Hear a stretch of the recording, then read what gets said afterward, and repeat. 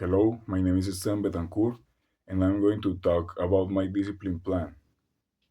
In this video, I'm going to explain the class expectations and routines, the daily routines, what my attention getting strategies are going to be for this discipline plan, with also the consequences, and I'm going to talk about the seating arrangement too. Okay, so to begin with, I'm going to talk about the class expectations and routines.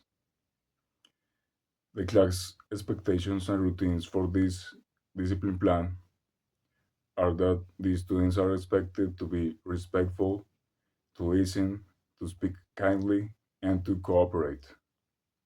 Also, to be responsible, to bring materials, be on time, and stay on task. Also, to follow directions the first time, and to participate actively. And finally, to keep your area clean and organized. So, next comes the daily routines. For the start of the class, the students are going to greet the teacher. Then, they're going to take their seats and to begin the do now task on the board silently. Then, during the class, the students are expected to raise their hand if they want to speak. Also, to transition smoothly between activities when prompted. The class will also have group work, and they will follow assigned roles. For example, writer, speaker, or timekeeper. And by the end of the class, they will complete an exit ticket or a brief reflection. They will also wait for dismissal and not for the bell. Now I'm going to talk about the attention getting strategies that I'm going to use for this discipline plan. First of all, a hand signal. For example, raising the hand means they have to keep silence and pay attention. Also, a call and response. For example, class, class, and the students answer with yes, yes. Also, a countdown. For example, from 5 to 1, and with the voice lowering with each number to signal that they have to lower their tone of voice. Also, there will be a bell or a chime for transitions and for regrouping. For example, with the sound of a bell, this will be a signal for the transition to one activity from to another. There will also be a timer on the board for managing time during group or independent tasks.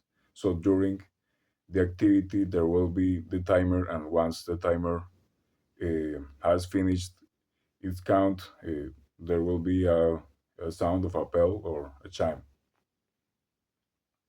Now, I will talk about the consequences.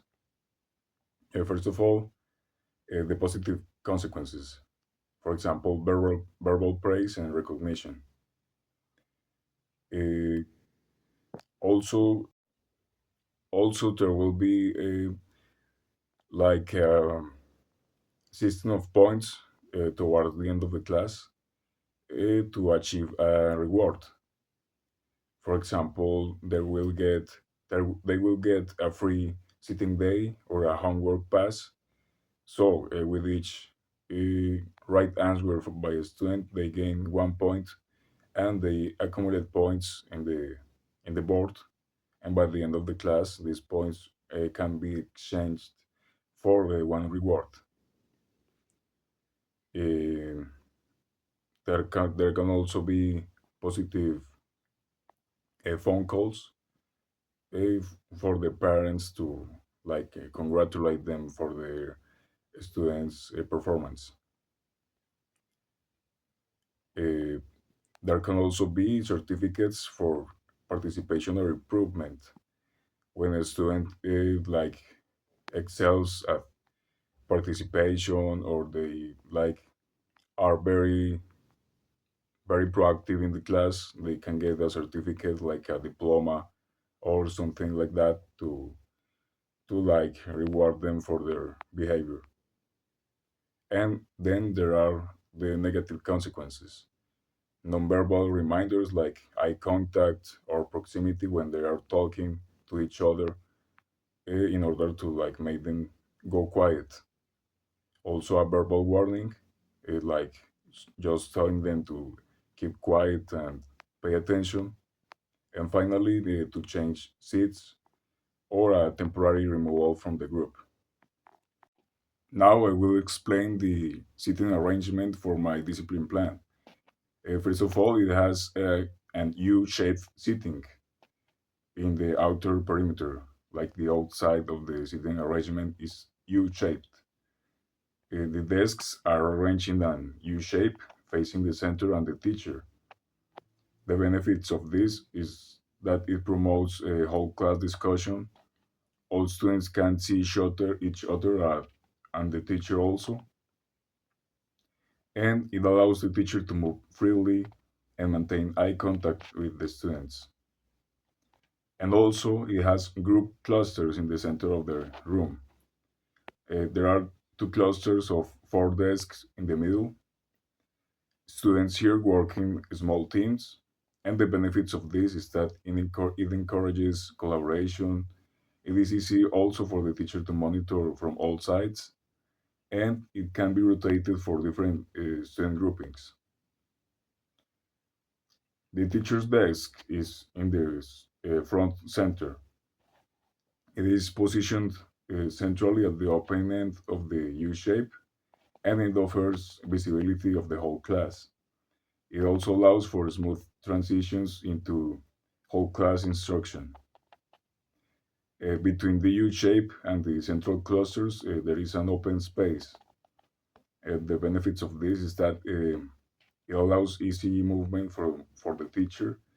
It also minimizes distractions during the transitions, and it is ideal for activities or quick regrouping. This setup blends structured management with collaborative flexibility.